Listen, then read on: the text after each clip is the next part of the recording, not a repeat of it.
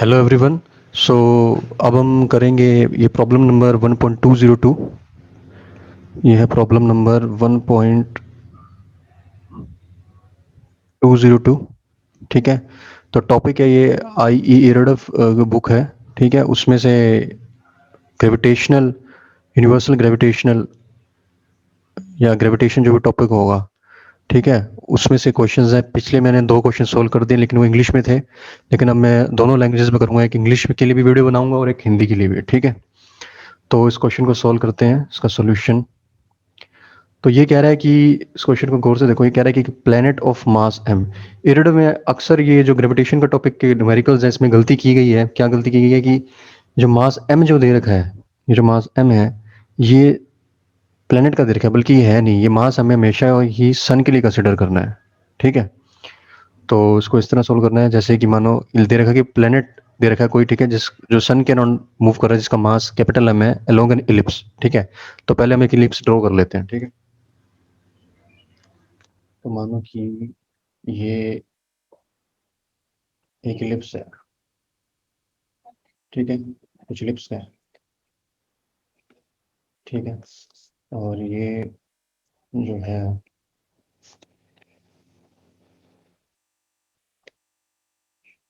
यहाँ पे मैं सेमी मेजर माइनर एक्सिस बना देता हूँ। तो मानो कि ये जो सन है,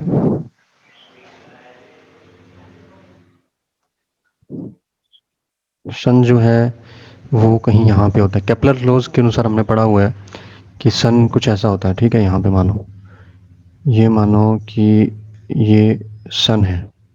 ठीक, तो अभी इसमें बोला है कि प्लेनेट जो है, प्लेनेट ये रहा, तो प्लेनेट का along an ellipse, so its minimum distance from the sun is equals to r. सो प्लेनेट की जो मिनिमम डिस्टेंस है वो आर है।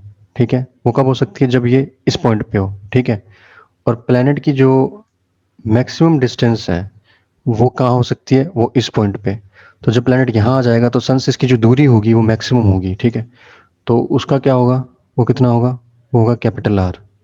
ठीक है, तो इसको प्लेनेट पी मार्क कर लेता हूँ, इसको प्लेनेट पी मार्क कर लेता हूँ। तो ये तो है इसकी मिनिमम डिस्टेंस।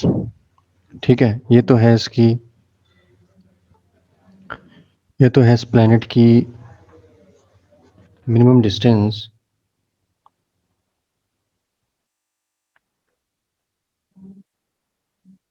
मिनिमम डिस्टेंस, और ये है इस प्लेनेट की मैक्सिमम डिस्टेंस।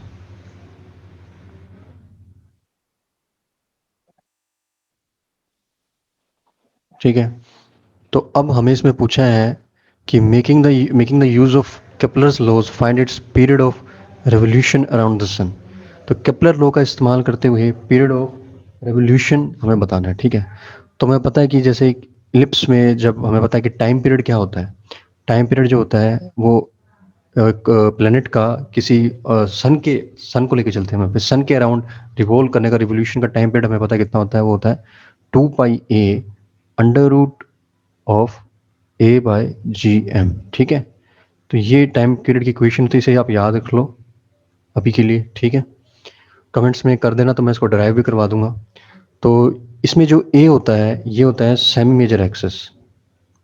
इसमें जो ए होता है, ये क्या होता है? ए होता है सेमी मेजर एक्सेस। ठीक है, ए इसमें होता है सेमी मेजर एक्सेस। और बाकी तो एम जो होता है वो है इसमें मास ऑफ सन। एम है मास ऑफ सन। ठीक है, और इसमें जी जो है वो यूनिवर्सल ग्रेविटेशनल कांस्टेंट है।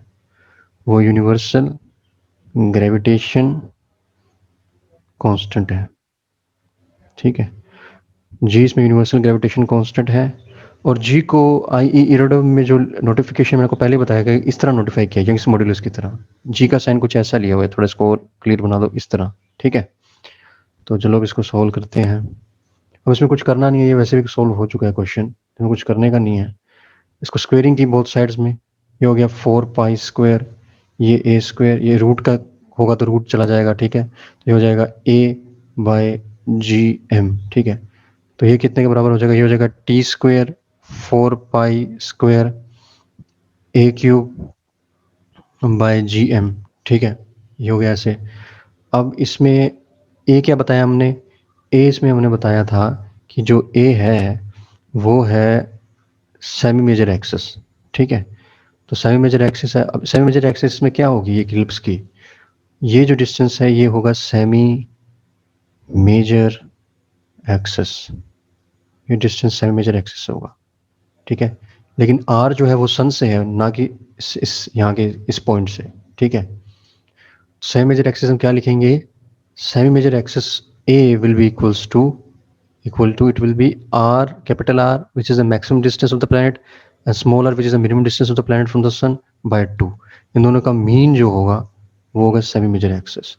सो इसको फर्स्ट इक्वेशन को हम इसमें सब्स्टिट्यूट कर देंगे इस इक्वेशन में, तो आंसर क्या आएगा, तो आंसर हमारे पास जो आएगा वो है t² 4π² capital R plus small r का होल क्यूब अपॉन 2 का होल क्यूब अपॉन GM, ठीक है। इसको सोल्व करेंगे तो आएगा t² 4π² और r प्लस r का होल क्यूब, 2 का क्यूब होता है 8 अपॉन GM, 4 से गया 2, t आ जाएगा